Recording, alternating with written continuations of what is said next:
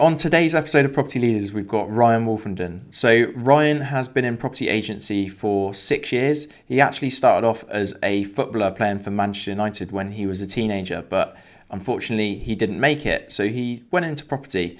So today we're going to show his journey, and Ryan's going to give us some insights into the property market, why he's now exiting agency, and what his hopes are for the future. I hope you enjoy. Ryan, thank you very much. Welcome to the show. How you doing? Very good, thanks, Tim. Cool. How did you get started in property then? I started in property probably about 16, 17 years ago in lettings, and basically I was working in a call centre. I just didn't want to be 40 years old stuck with a headset on selling insurance, and I was good at it and I enjoyed it, but I kind of thought in the future, I don't want to be doing this. Not that there's anything wrong with it, but for me, I just did not want to be doing that when I was 40 years old, and I could see just being trapped basically. Yeah. And where I was working at Liverpool Tour Rias, there's been a lot of people that have been working there for 10 years, and I thought if I don't make a change now, I'm gonna be stuck there. And always liked property, Kevin McLeod and the location programs. I think Sarah Beanie at the time. And I just thought, right, I'll go into lettings, and I got a job offer at TaylorMade in Southbourne, which was then affiliated to the Sandbanks office, and Goadsby's, and TaylorMade offered to pay me more. So you went there? I was still money grabbing agent. What was it that you think you saw in yourself to think that you could be successful in property at the time? Well, you didn't need qualifications for a start, so you can. There's a potential in agency to earn very decent money without having to go to university. I left school at 16 and I had GCSEs, good GCSEs, but I didn't go to A levels, no university degree. So the potential in a sales role to start earning decent money and something you enjoy, and the enjoyment is important. There's no point earning good money and not enjoying it. I like it. It's face to face. Well, I liked it. It was face to face, which is better than telephone, so it's much more sort of sociable. And I thought the lifestyle and the career was one that I could see myself doing later in my life. Did you always know that you were going to start your own business? No. I mean, my parents own their own business, just like a little corner shop. And they used to argue all the time because it used to consume them, and would never really go away on holiday. And the last thing I ever wanted to do was to have my own business. I've never been one for like clocking in at 9 and clocking in at 5. I've always had, in work, always had a good work ethic. But the fact that I know I'm going to get paid at the end of each month and paid holiday, all the things that I guess you start to resent when you're an employer, and the security of that, and still to earn very, very good money. Never wanted to. It was my father-in-law that inspired me to. He'd always had his own business. He retired very young. He passed away very suddenly before we got married, and he'd always said to me, like, you work so hard and someone else is making all this money for you. And I think him dying really suddenly made me think, maybe I should do something for me and my now wife, and it's great now because you get to be all there for your kids, see all their shows, football tournaments, all that kind of stuff. Whereas when you're an employee, you probably wouldn't get to be around for as much as those things. So I'm glad I did it, but I never started my career with the intention of doing it. Where do you think you got so you said you've always been quite hard, not football, no. Obviously we don't do football. I was notoriously lazy, but for work. Where did that come from? I think being working just the love of money. Money gives you opportunities. I would say I'm probably a lot less obsessed about money now than maybe I was when I was younger. But I don't think it was money that motivated me. When I played football, I had talent and I tossed it off, and I thought I can't do that again. And it was kind of funny because people say, God, you'd have worked this hard at football, maybe you'd have had a different career, But I didn't want to make the same mistakes. And I think when you're working class, from a working class family, and they're quite not poor, because I had everything I wanted, but you can see that I didn't have stuff that other people had. I think it does give you a bit of a chip on your shoulder sometimes to work harder, and you probably want it more. A little bit more. Yeah.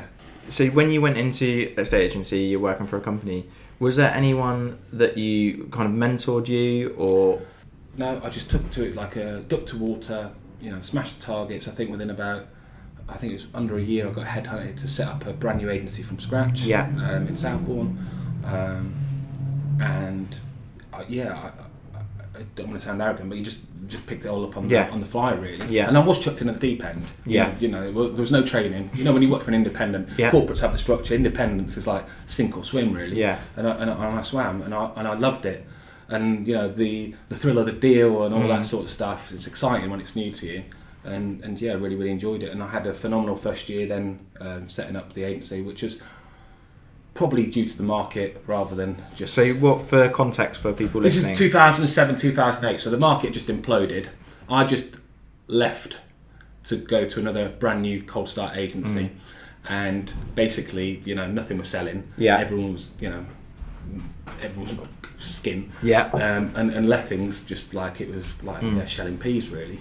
The good old days of you know, just business coming to you and not many agents around, and I think they got up to over 100 properties in the first year. Yeah. Which is phenomenal, and they had 4 sales offices, so they're able to feed into that as well. So yeah, it was ridiculously good. So when you got headhunted to go for that agency, were you just there to set up the lettings? Was it just lettings? Separate lettings, nothing to do with sales. I'd never had anything to do with sales. You know, it was just purely lettings. Yeah. Got my own team, got left alone. Bosses were fantastic. They didn't know anything about lettings. Didn't really want to know anything about lettings. Paid me really good wage, looked after me very well, and I had a great time there. And I probably think, had it not been for what happened to the father-in-law, I probably would have stayed there. Yeah. And we were already at the stage where we were sort of discussing the potential of equity buy-ins and stuff like that. Have you always been quite ambitious? Yeah. In when you're working within a company, and is that something you would? Yeah. If you know, is that something you would, for your kids, if they started working, would you want them to be ambitious? And I think ambition's a great thing, isn't it? You know, you always want to grow. It's not always about financial ambition, is it? You know, I just think you always want to grow, improve, learn, and I think that hunger to succeed is a good thing. I don't think you have to be a dickhead to succeed. Yeah. You know what I mean? Don't think you have to step on anyone. Yeah. I think you can be a good person and be ambitious, and I think sometimes ambition can be used as a bad word, as if like it's to others' detriment. So I don't think that's the case. I think you can be ambitious and still, you know, be a decent human being. It's funny because if you look back probably 20, 30 years, I think it was probably more, you've got to be ruthless and difficult to win, basically. You've got to do what someone's got to lose in order for you to win. And now it's like everyone gets a medal. Yeah. It feels a bit that way. You know, and that's obviously an extreme polarised view of it, but it does feel like everything's now about sensitivity, hurting people's feelings. Yeah. And very, very, you know... woke. Yeah, exactly.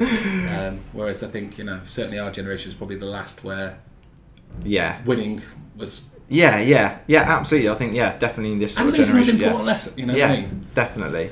Going back to obviously when your father-in-law sadly passed away, so you said that potentially had a big impact on you to change your lifestyle because you were working within a company, being really successful, had your own branch, talking about getting equity in the company. Talk us through that time when you got there and talk us through exactly kind of how it felt. Well, it was really stressful, obviously, especially because we were getting married in 3 weeks as well. And that was abroad. So yeah, it was mega stressful. And Alan had been talking to me for ages about backing me. You know, I'll give you the money, because he could see how hard he worked. My wife's 7 years older than me. Yeah. And Alan had money. I didn't have money. And when we first got together, I think he was a bit like, you know, what's my intentions? Yeah. I won't say he didn't like me, but I remember sticking my hand out to shake his hand when I first met him. And he didn't shake it. Just left there. He was like, you know, he's from Hackney. Awkward. He's from Hackney, East Londoner, tough guy. But by the end of it, you know, we were, you know, probably closer to him than my own family, to be honest with you. Yeah. So and I think he could see how hard I worked, and I sort of gained his respect through that. So he'd always talked about it, you know, and he retired pretty much before he was 50. And he was saying, like, you know, if you want to make something of yourself, you won't do it working for someone else. Yeah. And when something, you know, is massive as someone dying, that's a big part of your life, massive part of my wife's life, you start to reevaluate. And I just thought, if I don't do it now, I probably never will. I've always been a risk taker, and I've not been scared of failure. And I thought, let's give it a go. Talk us through. You decided to obviously start your own business. Yeah. Did you have any idea of what to do? Oh no, you know what I was like when we played football. I was quite cocksure. Yeah, and I think the same probably about business. I thought I was the shit. Yeah, I'm the best agent since sliced bread. I've made all this money, got a nice car, everything like that. And I just thought it's a case of I'm going to put a sign up above my window. I'm going to be there, and business. Everyone's going to come. Yeah. Especially because that was my experience of a cold start.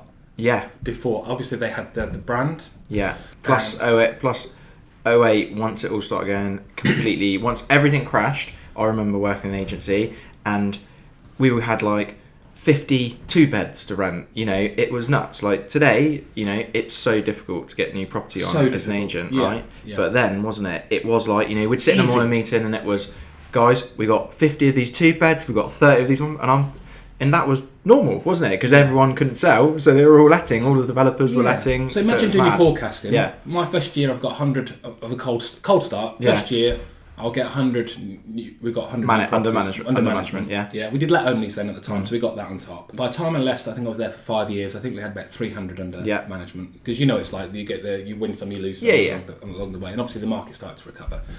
So I was doing my projections, and I basically thought, right, we'll do half of what we did. No, we didn't do anyway. Yeah. Half, and I think we went for about 50 grand in the first 6 months. Shit. Yeah. It was a lot tougher, and you're wearing so many hats. I used to think I ran the show at the office, but I didn't sort out the phones, didn't sort out the website, didn't sort out the marketing really. I did the job, and it's like. I don't know if you read like the E-Myth book, but it's about the technician, isn't it? The technician. And what I was a technician. Yeah. I was not a business owner. Yeah. And it was a really rude awakening. But the good thing about stuff like that is when you're under the cosh, one, you find out what you're made of, and two, you get real creative. Yeah. Because you have to. Yeah. Once there's no more money, there is no more. Yeah. There's no more money. So I started a newspaper off the back of it, and that brought in some business. The Green? Yeah. Was it the Green? Yeah, exactly. So I started that because I remember getting a quote for the Echo for advertising. Jesus. Yeah. So I'll just do it myself, how hard it can be. Yeah. And that gained some traction. And Ashley Cross is quite community focused, so that went down well. Yeah. And we started to grow a bit. Then I managed to buy another business, and it started to grow. Took on a business partner, started to do sales, all that type of stuff. So it started to then, get some momentum going. Talking back to those, so when you started. So that pivot from basically lettings to sales. Yep. So let's talk a bit about that. So how long were you in business in letting? How long were you running the lettings business for? I think about a year. About a year. It's difficult to remember exactly when you look back. I think I blocked most of it out because my wife was pregnant with twins after about 3 months of setting up as well. So I think for the first 2 years, I think I've sort of mentally blocked most of it. I think it was about a year. Yeah. I think it was getting to the point where people were asking me, "Do I do sales?" And I was turning them down. Yeah. And then you look at the fee and think, why am I not? Yeah. Why am I not doing this? I've got the premise. Yeah. So it was a case of why am I not doing that? Was it intentional to go, because the area that your agency is I would say sort of above mid-market. Yeah. It's kind of like not high-end, but it's like sort of 3/4. Yeah, it's middle class, like average house price, probably like 500 grand, 600 grand. No, yeah. Why did you choose that location? Yeah. And was it strategic? It was strategic in terms of it was affluent. I did do a bit of research in terms of numbers of chimney pots. Yeah. I had a non-compete in my contract where I was that I couldn't work within. Yeah. I think it was a 2 or 3 mile radius. Yeah. So that was Southbourne. Yeah. So that was restrictive. I left on really good terms. I had no intention of trying to steal that business. Yeah. And I've got nothing but good things to say about the agency I work for. And I wanted to do it on my own. So it was far enough away that I could do it for myself, basically. Yeah. And I like Ashley Cross. It's very nice, got a nice little green community, lots of independent bars, and I think, it was aligned with sort of my values and all that kind of stuff. Yeah. No, it's very, very interesting. So then going back to, say, opportunity, it's about opportunity, isn't it? Yeah. I guess, which is what we're talking about. Yeah. People were putting opportunity in front of you, you were turning them down, and then you decided, do you know what?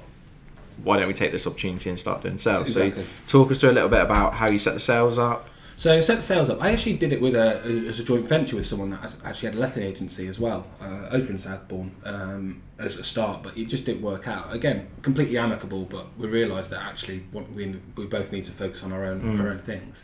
So that only lasted for literally about 2 or 3 months. Then started doing it myself, didn't really know what I was doing, got a couple of instructions. They sold within the first week, got paid a phenomenal amount of money for doing not a huge amount of work. Yeah. And thought, oh my God, this is much better than lettings. Yeah. It's the excitement, isn't it? And also I think it's the excitement, not just of the money, but something new. Yeah. You know? I think one of my first instructions was like a 600 grand house.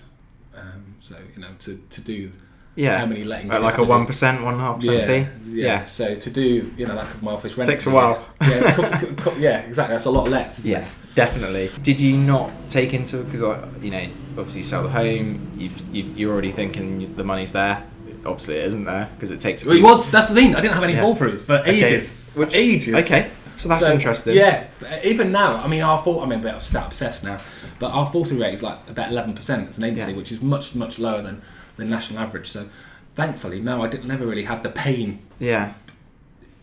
Really ever of the sale falling through. So let's talk much later on. Yeah, that's really interesting. Let's talk about that, because I'm just wondering, because people can learn from this whether you're an age, whether you're luck will obviously play into it a little bit, but I'm sure it's not mostly not luck. For people listening, if you own a home and you're selling it, you last thing you want is it to fall through at the last minute, because it's incredibly stressful. We know about probably 30%. They say the national average is about 1 in 3. About 1 in 3, yeah. So you're 1 in 10. So there's a big difference there. Yeah. Also, for agents who might be listening that are selling, of course they want to try and improve their fall through rate. Looking back now about or thinking about what you do, what do you think you do to reduce the fall through rate? To reduce the fall through. So if I'm honest, that first year, I think it was probably market conditions and luck, and having a gut instinct, which maybe come from lettings of choosing the right person, and it starts to you start to pick up on things, don't you? In lettings you look at different things because you're having that ongoing management. So do they take the shoes off when they first walk in? All those little things, and I think as a sense you become quite perceptive. So when you're viewing a house, and at the time the one I had on, for example, the 600 grand one, there's multiple people wanting it, so you've got to give advice on which one, and you kind of then use your gut. So there was the experience of lettings I do think helped me choose the right people. I think being super small helped, because you can be super on it as you grow. You experience growing pains. You go. It's hard to maintain a consistent level of service without you directly involved. So I think by being small, you could reduce it. As soon as you get bigger, different team members look at different things. Now the way we manage fall through rate is just doing a lot more due diligence, really. And we are very, very good at getting them to complete offer forms, finding out what the motivation is for buying the home. Doing the due diligence in terms of the financial situation, asking what their attitude to survey is so we can preempt any problems. We have a pre-offer form that we ask them to complete. And that's quite good, and we're very transparent with the owners then. So the owner can make an informed decision about it, confirming the chain details, getting ahead of any potential problems, is the lease all right? There's a lot of it's pre-marketing, but we do a lot now that enables us to reduce our fall through rate. Do you think it's also, so you do the legwork up front to make sure you choose the right people, but do you think also the communication between that period of agreeing the sale and actually getting the completion done is quite key? I think it is, but I think there's also a lot of uncontrollables, chains outside. So I think there are a lot of uncontrollables. We do have a dedicated sales progressor staff and we have WhatsApp groups for every client. Every week without fail, they will get an update, buyer and seller. So that means there's never that period of lull. And you can address problems much earlier by being proactive. So definitely that will help. It's very, very difficult to quantify that in terms of how much as a percentage that reduces. But if it works, right? And keep on doing it. Because you've been doing it now for what? How many years? Sales, 6-7 years, I think. Okay, so to have that consistent rate, obviously you're doing something. You're doing something right, isn't it? Exactly. So it's definitely good for people to learn. You've been in sales. You've been in it for a long time now. How do you? What, on reflection of what the market's been like in the last since? Let's talk about COVID and obviously what effect it's had on the property market. So so you were sitting down, you were in the office, and you hear about this pandemic and we're going to get locked down. What was your first first thoughts about what's going to happen to your business? We're going to run out of money, real quick. It's going to spook people, so our pipeline is going to fall through. What was the size of your chain probably at that point, roughly, the if you pipeline, can remember? 60, 70 grand. Yeah. I would imagine around that time seasonally, because it was about February time, wasn't it? Yeah, it's a bit quieter. So about 60, 70 grand, I'd say, with the pipeline. Fixed costs circa sort of 25, I'd say. So you've always got 3 months banking. So yeah, it was scary, really scary. At the time, you go through your quieter period, quarter two and quarter three in terms of a calendar year. So like spring and summer, the best months of the year for banking. So they're probably the you normally an agency make profit from like March to October, and then run at a loss for the other months. But the profit you make during those months more than covers it. But managing cash flow is tricky. So where we're coming out of a shit quarter effectively, to then be faced with this is really, really scary. Really scary. I remember phoning my landlord as soon as it happened and saying, look, we'd had a good relationship with our landlord, and I was like, I just want to give you a heads up. If the world's going to end, I'm worried about paying the rent. And when you've got a lettings portfolio, what it's like when you're chasing rent. Yeah. The people that just ignore you and bury your hand in the sand are the ones that frustrate you the most. So I had to get ahead of it. So I remember calling him. I remember speaking to the staff and said we might have to have some voluntary leave and reduce your hours. Yeah. This is before they announced the furlough scheme, which was obviously a massive saviour. But the team were fantastic. They were all volunteering to do it. They knew, it's always, the media's hyped up, it's scary. Yeah. They were completely aware of what was going on. And we'd always done like shared profit and loss with them, so we were always very transparent with the team. They knew what we had in our pipeline. They knew if it disappeared, we had no money. Yeah. They knew that other agencies were probably going to be in a similar boat. So I think that actually made it a hell of a lot easier because they were already happy to reduce their hours to unpaid leave and all sorts, and that made it much, much more, tolerable. Yeah. When did you start to realise that? From going from that initial, oh my god, this is going to be awful. Like we're. I'm going to have to get a job somewhere else. Yeah. To everything changing, and was there a moment where you thought, oh my god, the market, what's going on here? I remember when did you have that realisation? Okay, so I remember having a property academy meeting, and there was a behavioural economist, Roger Martin Fagg, who said that the market is going to go up. Once we get out of lockdown. Yeah. And I was like, this guy's smoking crap. How is it going to go? Yeah. People are going to get unemployed, everything else. Yeah. And then it just kind of happened. Yeah. And it was mental. It was just mental. It was mental. And everyone stuck with it during the sales. So our pipeline didn't drop off. Obviously, furlough scheme, got grants for the offices. So it went from like, the world's going to end to. It's horrible to say I think COVID's a good thing because it's not a good thing, but from a business point of view, it was one of the best things that ever happened to the business, and it feels like you feel conflicted about saying that because that a lot of people have suffered immense hardship, nightclub owners and, of course. Events planners, all that, I know I can't even imagine how how it's been for them, but for us it's just been phenomenal. It was a propensity to move. That's what I was shocked at. Yeah. How many people were happy to go on the market? Because I thought with the uncertainty, normally what happens on uncertainty, everyone shits themselves, and bolts down, no one moves. So for agents get caught up about market conditions. Is the market going up, market down? Doesn't matter. What matters is how many people want to move. Yeah. If the house goes up 50 grand or down 50 grand to an agent, when you're on a percentage, it's low percentage. Net difference is minimal. Yeah. And I think a lot of agents go, oh, it's a great market. Yeah, it's a great market for selling. It's not a great market for agents at the moment because there's not enough stock, you know?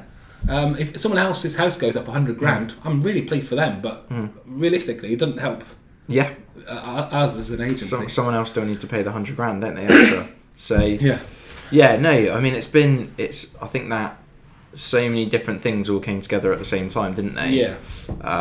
That it's just been I think it's been just an explosion, hasn't it? And it's been challenging though for the company. Did you guys all work from home, or did you get everyone back in the office? No, we worked from home. We asked them what they wanted to do. They initially worked from home, then we still kept people furloughed throughout, and we ran that until the scheme ended.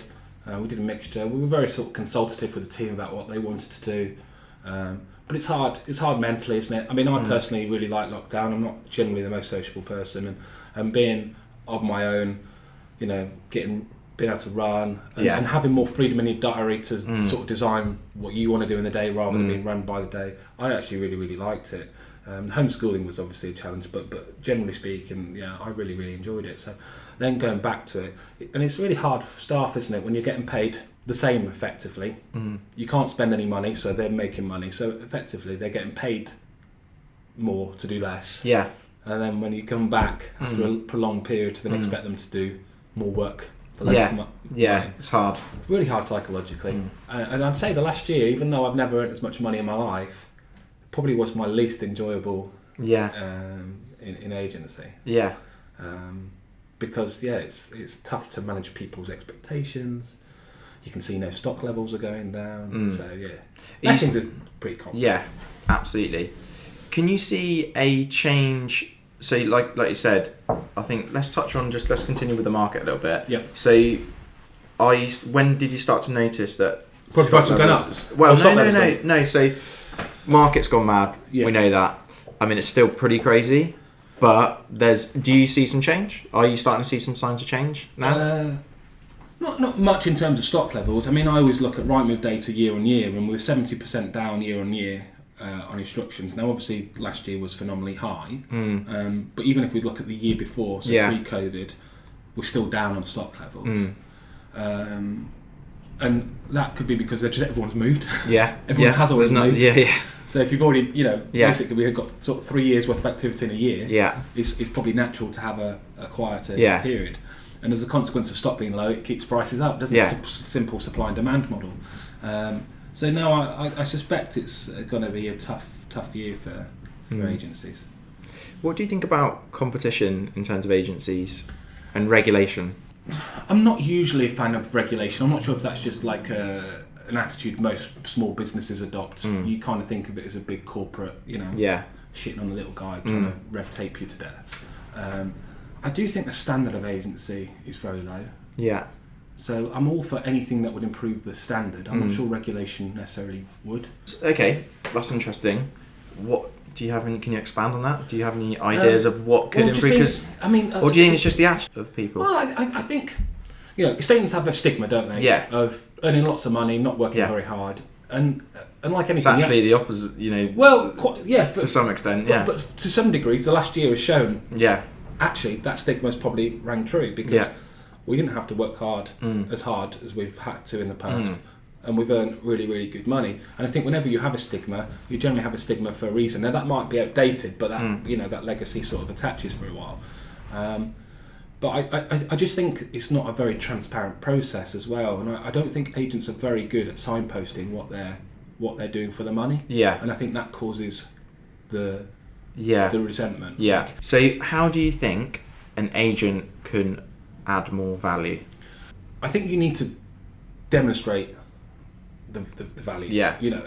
Make it obvious what the value proposition is. And people will value different things.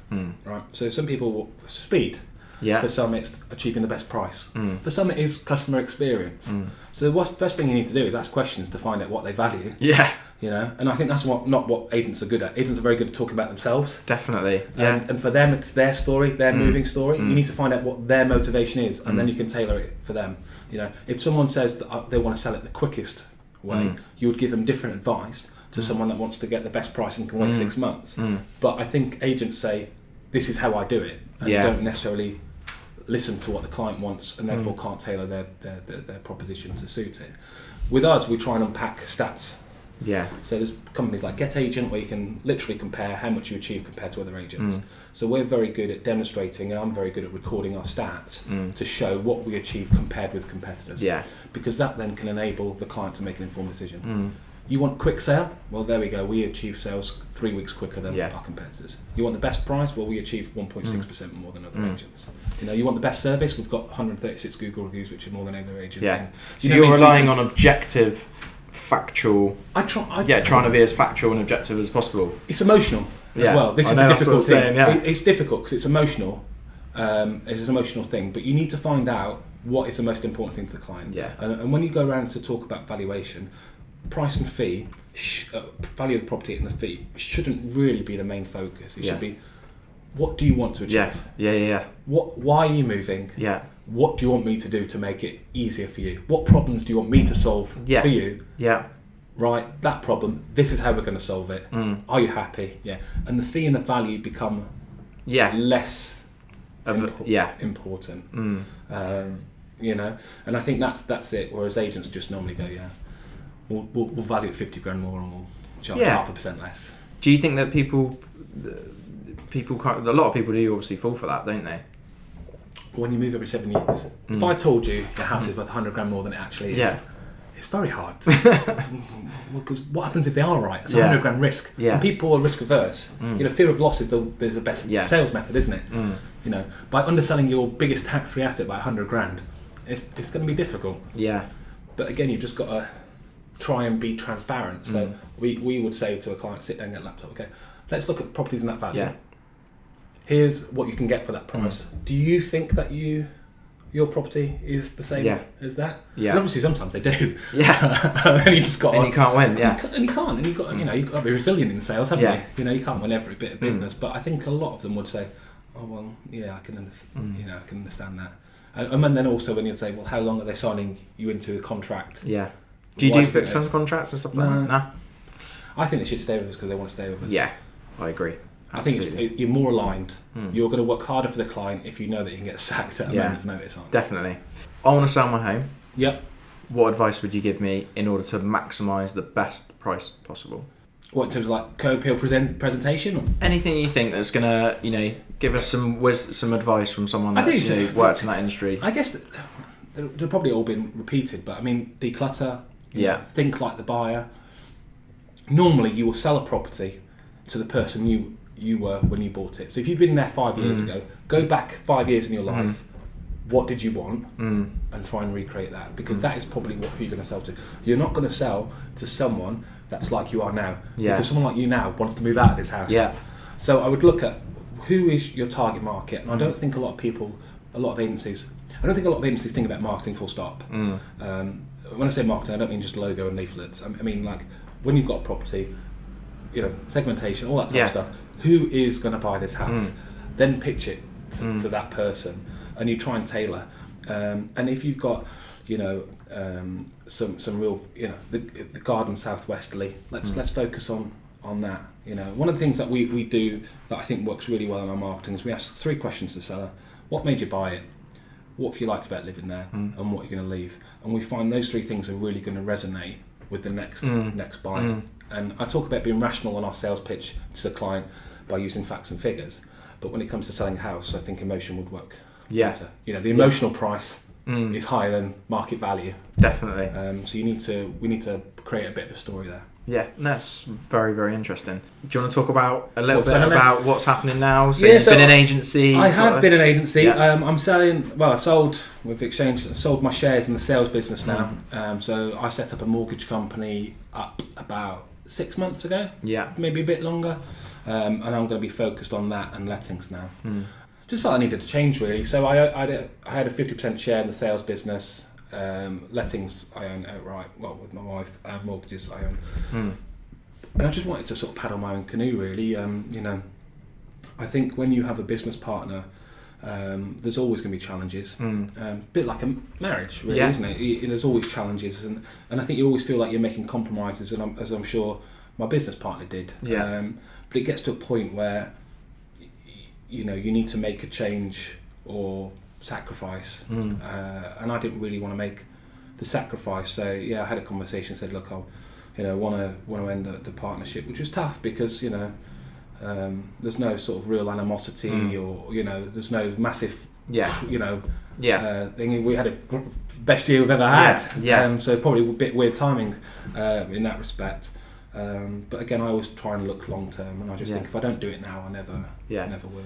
Do you think that you're getting out at the right time in terms of how the market might play out a little bit, or is that not really your main consideration? That wasn't my main consideration. Happiness and exactly. That was never my main consideration.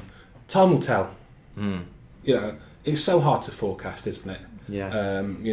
We could have another stamp duty holiday and the market goes crazy and my wife kicks me and says, what the hell do you sell your shares for? Because we could have made phenomenal money again. But I now that I am much more comfortable on that front, I don't want to make decisions based on money. Yeah, what the market might do. And money. And the money, yeah. Yeah, I want to be happy. I've got a really nice life. Great family.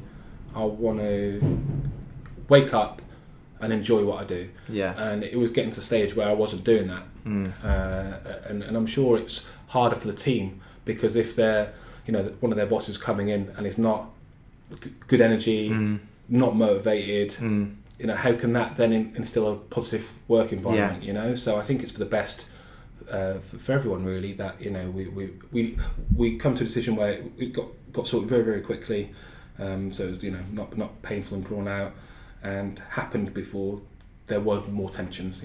Yeah, I know that you're doing some we talked about before, some property sourcing. Yes. So for investors out there, let's talk a little bit about the property investing, so that what you've been doing and kind of. I think it's mainly around more buyer representation. It's not just for investors. I think investors is where they probably see the value in it much more. Yeah.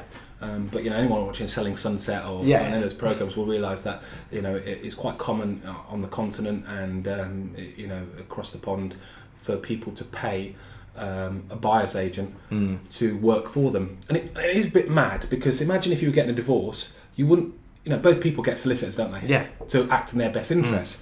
Yet when you're buying a property, sometimes 7 figures potentially, and you don't get anyone in your corner advising you, apart from the solicitor just does the legal stuff. They're not saying, am I paying too much for that? Am I getting a good buy? There's no one working on your behalf on a huge property value transaction. I just think it's crazy. So it's something that I've wanted to do probably for about 2 or 3 years. And now that I've sold the shares in the sales business, I'm going to be focusing more on. And obviously, having a lettings business, it makes sense to lean towards more of the investor status. But I think the biggest mistake people make on buy to let is buy the property and then speak to the letting agent. Yeah. I bought a flat. There's what's it going to rent out for? Yeah. I was like, probably should have had this conversation before with you. Yeah. Oh, the lease is only 86 years. You do realise that it's going to cost you another 10-20 grand in 5 years, whatever it is. Yeah. Or the service charge like $3,000 a year. You're eating into a massive profit on that. Or so. Do you think there's a lot of investors? Maybe you can't call it investors, but I mean they are investing in property. There's a lot of people still buying property, buy-to-let property at the moment. Do you think there's anyone out there? Value what we do. I think that's the problem. Is we're in a profession where people just think we don't do that much. And maybe that's where we come back to circling back to the regulation things. Maybe if we were held to higher accountability, we might have a bit more respect.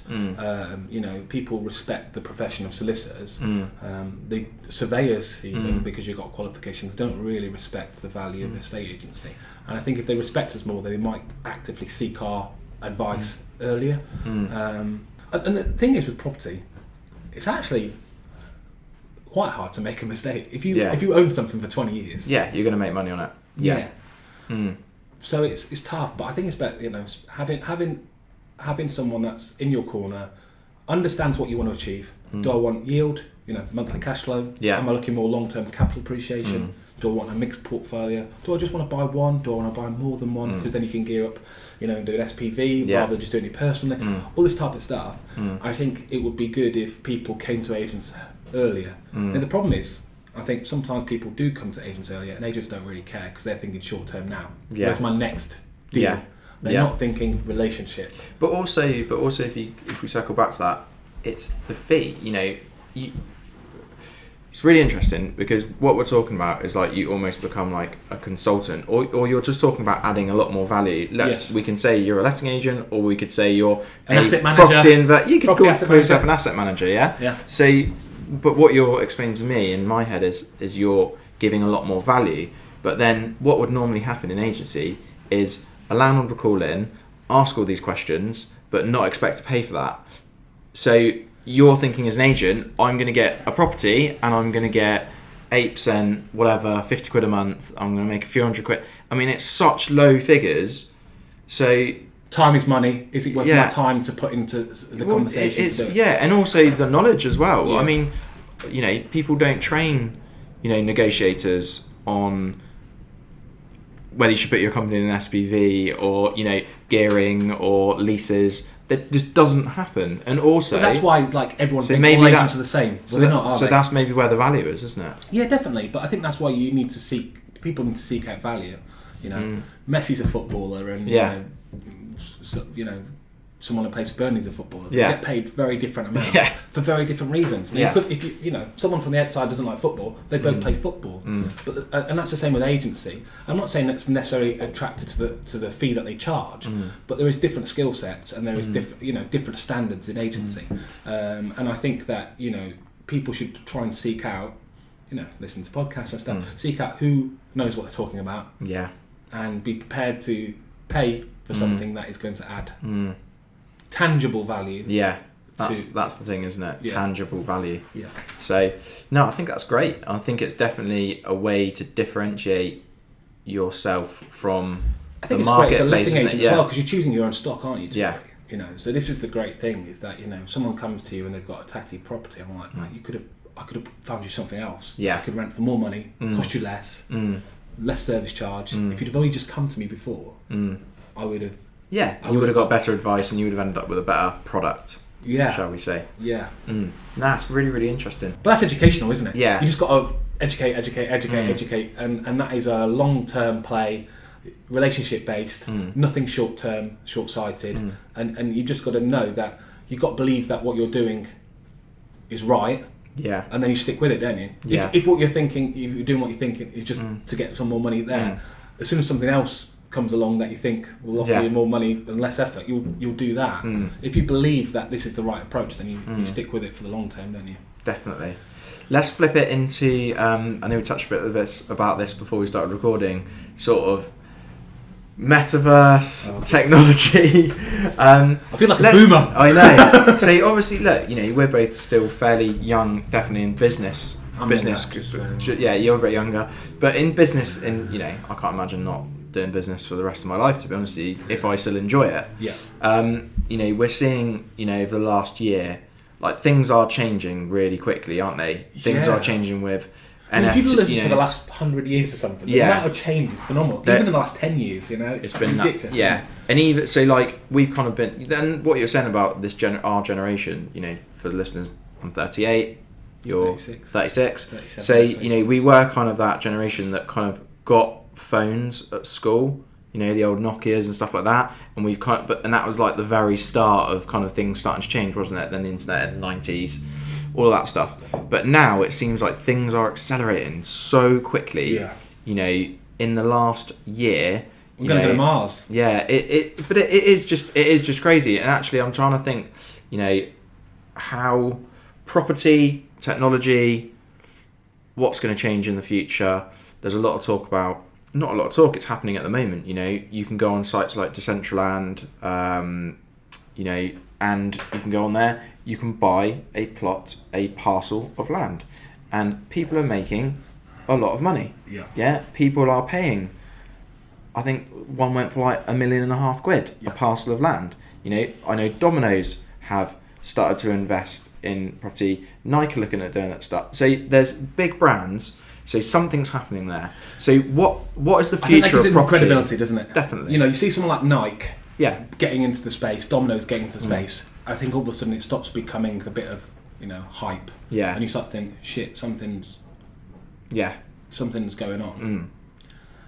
We're also talking about the other company, when we Compass, about the importance of not being first. Yeah. A lot of people are obsessed about being first, and that is the riskiest place. So obviously I'm just going to pay attention, see what happens, and jump in if I can start to see that it seems to be, I guess, a little bit less risky. But it's just really, really weird, isn't it? I don't know if it's almost sad, it feels like living your life in a virtual world. I always think, I'm really pleased I didn't grow up at school and have Facebook or and actually had proper relationships with people and learned how to communicate rather than a keyboard warrior, because I really worry for my kids definitely about that sort of stuff. But I mean, I've got a friend of mine that runs an agency in London, probably the best agency in the country, and he's talking about sort of becoming a realtor in the virtual, in the metaverse. And he's not, it's not a young guy. He's and he thinks that's where the future is, and maybe it is. I just can't get my head around it at the moment. How someone would want to live in a digital. I think a really key thing. So something that I noticed the other day. So we were in the office downstairs. My niece. I walked into the back office. My niece was in there. She had a headset on, right? She's been in there for like 3 hours because she was off school for whatever. And basically, she was in, and I was like, "Oh, what are you doing, Jasmine?" And she goes, "Oh, I'm just in playing on this game, and I'm in my office, and I'm just preparing a presentation." Kidzania type thing. So for me, you know, and you see all the youngsters, and we're the same. You know, my little boy's got an iPad, and it just gives you a respite, and you don't really want to do it, but you know that. You have all these goals that your parent. No dummies, no TV. Yeah. It's just survival, isn't it? If it keeps it quiet, you crack on. Just literally give yourself like 2 minutes. But it is happening. It's going to happen. That is going to be the future. That's going to be a part of the future, I think, is key to say, because you're always going to need physical property. We're not all going to suddenly live in the metaverse, but there's a lot. But you know, well, maybe pod company. Yeah. Who knows? But pretty sad though. Very, and I think this is the thing. I don't want it to be like it's like Avatar. Yeah. You know, you plug in yourself and you're living in this virtual world. It's almost like Avatar has become a that's the scary thing. It's kind of like I don't see. I'm worried for children that, and you know, the thing is, we all want to be, you know, we all want to show off to the world that, you know, of course, like we're living our best lives and all that sort of stuff. And actually, you know, if you're not living your best life and things are a bit crap and you don't feel good about yourself, you know, if you can have a headset on and live in a world where you're the coolest, you're the best football player at school, you've got the hottest girlfriend, you know, that for a lot of people is going to be really attractive. And actually, it's not real. And that's where the lines are going to get blurred maybe in the future, that it almost will become real, because if you spend more of your time in that world, it becomes a reality, doesn't it? So you've gone a bit off tangent a little bit, but it'll be interesting to buy stuff materialistically if it's all virtual. You just expect different type of consumer spending, isn't it? It is. Rather than buying your, you know, Alexander McQueen trainers and all that sort of stuff, you're buying it digitally instead of physically. So in terms of consumption for the you know, the world in terms of produce, and maybe it's a good thing because there'll be less consumption. Mate, I don't know. You have aspirations for your children when you have them, don't you? Yeah. And my aspiration is not for my kids to be standing with their headset on for the rest of their life. You know, coming back to what I said, you know, I didn't want to be a 40-year-old with a headset on it. You know, and that's looking like that's my kid's future. I know. God, it's a worry, isn't it? Yeah. Would you like your children to get into business or sport? Or you know what? You know, I know we've got big links in sport. Yeah. I want them to be happy. Yeah. You know. What is happiness to you? Waking up and being content, isn't it? And being very grateful for what you've got. You know, I would like them to do something where they can travel. Yeah. I think that's. I'm not trying to push it on them, but when you have a business and you are confined to a certain space, I think through COVID that's obviously changing for a lot of people, where they realise they don't physically have to be somewhere. But I think seeing the world and travelling for me is something that I didn't do enough of before I had responsibilities, and I really, really want them. You know, they're 8 years old and they've been to 10 countries. Yeah. I really want them to find something that will travel. They might not want to travel, but I'm trying to get them to have the bug for that, and try and create and design a life where they can do what they want when they want. But as long as they're happy, you know, look, if he wants to be a window cleaner, my son, and he's happy, you know, I've got no problem with that. There's, people define success in lots of different ways, and I don't think it should be just on how many zeros you got in your bank account and definitely all that sort of stuff. So when they're, you know, before you have them, obviously playing football, I was thinking I really want him to be a footballer. Yeah.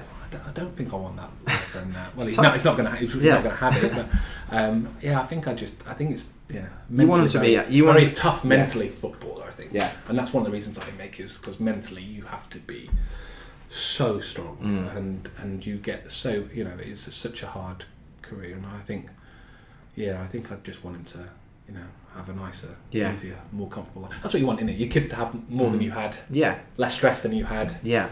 That's why you work hard, isn't it? That's the plan. But sometimes you need to go through that. Yeah, I think they need to go through. I think with anything as well, like failure. I think that's one thing that business, whether you're in property or any business, failure. You've got to be prepared to fail, and you've also got to be very used to being uncomfortable, because when things are new, it doesn't feel nice. Like, you want to be able to do everything really easily, and it just doesn't work like that. So you've got to kind of step outside that zone. I think that's the biggest thing I'm worried about with our kids, is where, my parents were very working class. I had more than them. Yeah. They've got much more than I had at their age. What goes beyond them? Because I remember reading this book about, like, my grandfather walked 10 miles, then I rode a bike, then I drove a car, and then I drove, then someone drove me, and then you go back to the next person walking 10 miles again, because you lose that, I guess, grit, work ethic. And I am they're only 8, so it's too young, but I do want to instill that growth mindset and commitment into them. Definitely. Now we're on the same page. So we've got some questions. What we're going to do is, I've got some quick fire questions for you, okay? Right? And you've got 15 or so seconds to try and answer them, okay? And try and give us your best wisdom possible. What are your non-negotiables in business? Honesty. I think honesty is the biggest one, really, to be honest with you. Work hard, be nice to people, and be honest. Good man. We kind of touched on this. Will the market crash in 2022? No. I think the market will grow by about 6% this year. Yeah. What's your favourite business book or self-development book? Atomic Habits is my favourite book, and that's like a for your whole entire life. I think my favourite business book that I read was probably Creating a Competitive Advantage. It's by Jenny Smith. Really good. Yeah, never heard of that one. Biggest failure? Football, probably. Football, I'd say. Not making it as a footballer. Biggest win? Doesn't have to be business. Could be anything. I think buying the house that I've just bought. Okay. I come from a council house in Rochdale, and to buy a 4,000 square foot barn in the country and still have our flat as well. Yeah. I'm super proud of that. Yeah. It's amazing, mate. Well done, mate. That is a massive thing, isn't it? What's the next big thing in property? Probably the metaverse. Digital real estate. Digital real estate. Yeah. Investing, north or south? In terms of country? Let me repeat that question to you. So it's basically about, where would you invest? Would you invest in the north or the south of the country? I think it depends on your strategy. South for capital appreciation, north for yield, I guess. There you go. How would you find below market deals? With great difficulty. I think that is more about relationships building. You have to know people and be resilient. But there's no quick win. If there's a quick win, everyone would do it. Yeah. How do you inspire your team? I'm not sure that I do. I think they can see that I always want to learn. Yeah. And I think, you have to lead by example for a lot of things, and they always know that I'm always trying to get better. Yeah. And I hope that they see that, and that rubs off them a little bit as well. Cool. Ryan, thank you so much for your time. Appreciate it. Thanks, legend. Cool.